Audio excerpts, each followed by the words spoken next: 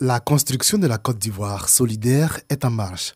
2021 a été la première année de mise en œuvre de ce projet qui vise à consolider les acquis de notre pays de ces 10 dernières années et à accélérer le processus de transformation structurelle de notre économie. Un début plutôt satisfaisant selon le chef de l'État qui a profité de son adresse à la nation au soir de la Saint-Sylvestre pour mettre en lumière les efforts du gouvernement pour offrir de meilleures conditions de vie aux Ivoiriens. Nous continuerons d'investir dans les infrastructures pour améliorer la fluidité du trafic dans le Grand Abidjan, désenclaver les zones rurales, relier toutes les capitales régionales et rendre accessibles tous les chefs-lieux de département de notre pays par des voies bitumées.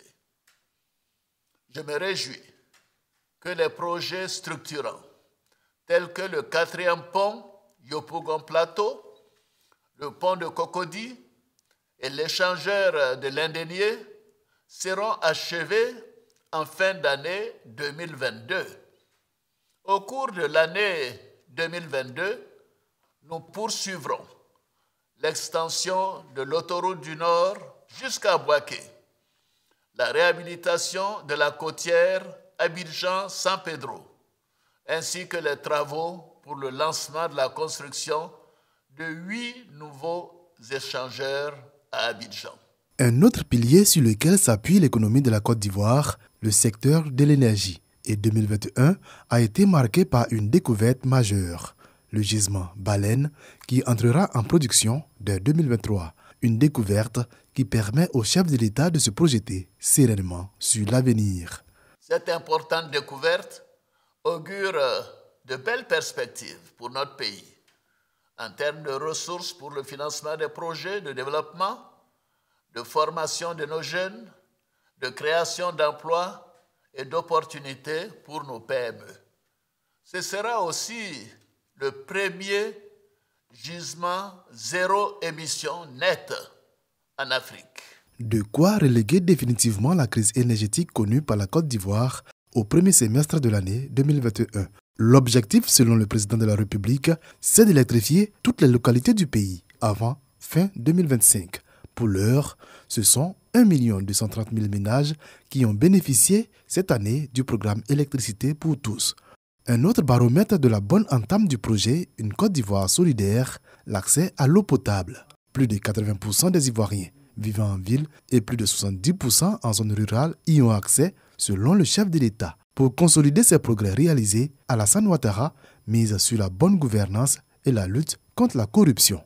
Nous devons bâtir une conscience nationale imprégnée des valeurs d'intégrité, d'équité et d'un sens élevé de la responsabilité dans la conduite des affaires publiques. C'est dans ce cadre que j'ai décidé d'instaurer à partir de 2022 un prix portant sur la bonne gouvernance et la lutte contre la corruption. Ce prix favorisera l'éclosion de cette conscience nationale qui prône le respect des deniers publics, la recherche de l'excellence et qui place l'intérêt de la nation au-dessus de tout. Assurément, 2022 sera l'année de l'accélération de la mise en œuvre du projet Une Côte d'Ivoire solidaire. Le chef de l'État promet déjà en janvier la mise en œuvre d'un second PS-Gouv, deuxième programme social du gouvernement 2022-2024, d'un montant de 3 182,4 milliards de francs CFA afin de réduire de façon drastique la pauvreté et les inégalités sociales, avec un accent particulier sur l'emploi des jeunes, l'émergence de champions nationaux et l'autonomisation des femmes.